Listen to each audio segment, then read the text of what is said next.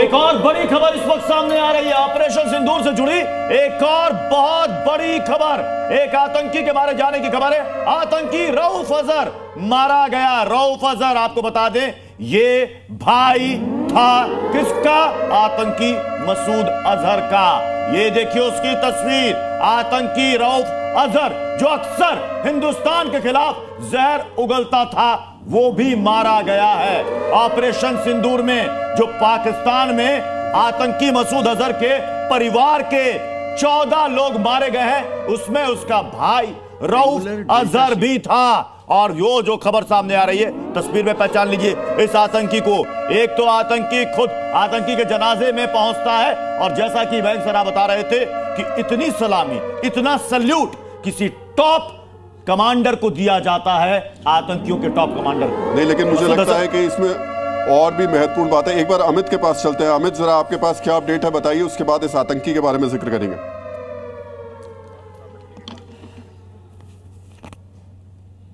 अमित आवाज मिल रही है आपको?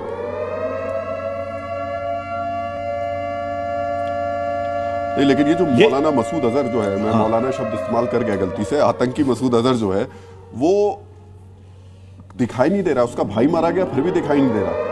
ऐसा तो नहीं कि बराबर में कहीं वो भी था? एक ट्विटर पे चैटर था कि एक उर्दू में खत लिखा मिला है और वो खत जो है वो आपके इन्हीं चहेते मौलाना का लिखा हुआ है। फिर आप गलती कर रहे हैं, आतंकी का। मैं मौलाना और आतंकी में अच्छा, आपने मौलाना का नाम लिया तो मैंने सोचा शायद आपको मौलाना वहां तो उसके जी जी जी जी जी। तो इस आतंकी के हाथ का लिखा हुआ खत है। अब आप नोट कीजिए जिस घर में एक आदमी की मृत्यु हो जाए क्या उसके पास सुध रहती है खत लिखने की कि मुझे कैसा लगा? कभी नहीं होता। 14 लोग जिसके घर में मर जाएं क्या बैठ के वो खत लिखेगा? मान के चलिए ये खत जो है वो प्लांट किया गया है लोगों को बताने के लिए कि भाई इस समय ये बंदा जो है जिंदा है और इस समय बहुत दुख में है क्योंकि इसके घर वाले मारे गए। मुझे लगता है चंदन एक बार जरा डिटेल में बताइए अगर आपके पास में कुछ और डिटेल हो इस रऊफ को लेकर के।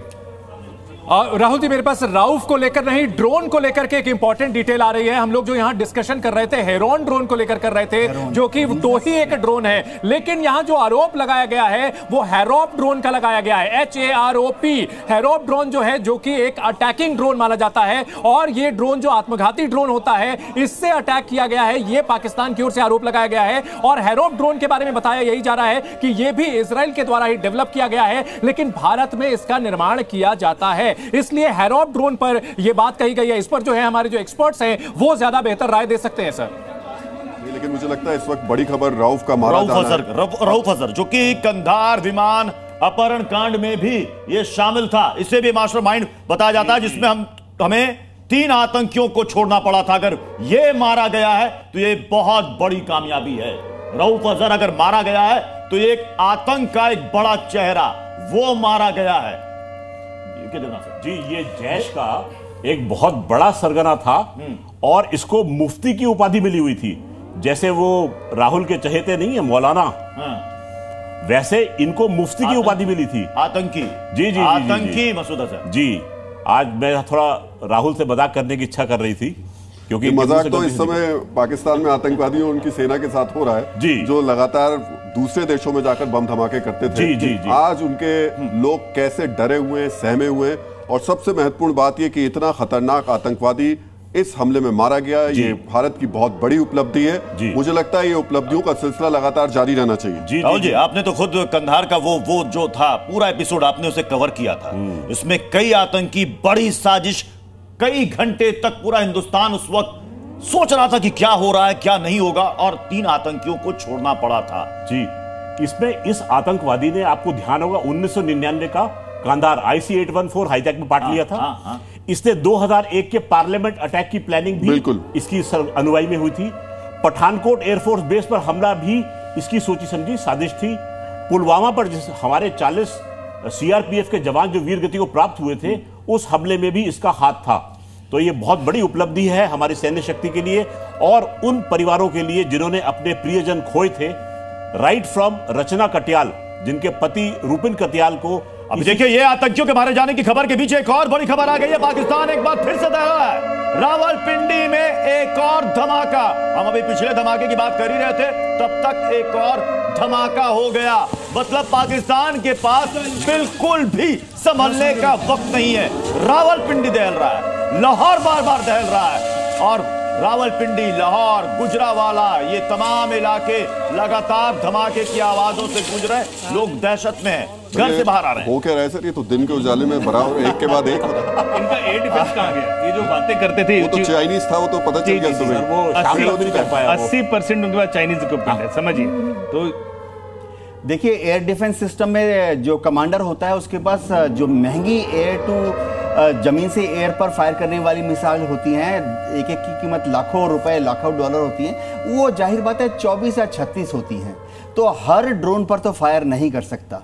एक और चीज है कि वो करते क्या सर, मैं आपके पास आऊंगा, लेकिन इस वक्त मेरे सहयोगी चंदन के पास एक बड़ी खबर है। चंदन, क्या बड़ी खबर है? बिल्कुल, देखिए जो जानकारी मिल रही है रऊफ के बारे में, रऊफ असगर के बारे में, वो ये बताया जा रहा है कि एनआईए का मोस्ट वांटेड आतंकी, हमारे सहयोगी संजय सर हमारे साथ जुड़ चुके हैं, जो कि हमें बता रहे हैं। देखिए, रऊफ अब्दुल रऊफ अजहर, ये उसका पूरा नाम है, मुफ्ती रऊफ असगर, और ये IC-814 की जो साजिश रची गई थी 1999-2000 में, उस आतंकी हमले में भी साजिश रहा था। और भारत की ओर से इसका बाकायदा पूरा का पूरा हिस्ट्री शीट इसकी जो है ये बनी हुई है, जिसमें यह बताया गया है, इसका एड्रेस दिया गया है, साथ ही साथ यह बताया गया है कि संयुक्त राज्य अमेरिका द्वारा यह आतंकवादी घोषित किया जा चुका था। साल था 2010 से यह आतंकी घोषित किया गया था, लेकिन पाकिस्तान में महफूज ये रह रहा था। पूरी दुनिया को पता था कि बहावलपुर में इसका पता क्या है, लेकिन इसके बावजूद पाकिस्तान ने उस पर कोई कार्रवाई नहीं की। और 24 दिसंबर 1999 में जो IC-814 की किडनैपिंग हुई थी, वो जो हाईजैक हुआ था, उसमें भी यह शामिल रहा था अपने भाई मसूद अजहर को छुड़ाने में। इन दोनों भाइयों ने मिलकर के जैश ए मोहम्मद जैसा आतंकी संगठन बनाया और भारत को दहलाने का, भारत की संसद पर अटैक से लेकर के दर्जनों हमलों का प्लान किया गया था। और इस खबर की पुष्टि तो लगभग कल खुद मसूद अजहर का जो बयान सामने आता, इससे अच्छा होता कि मैं मर जाता, यह उसका स्टेटमेंट सामने आया था। यानी बहुत गहरी और तगड़ी चोट लगी है पाकिस्तान में आतंकियों और उसके आकाओं को।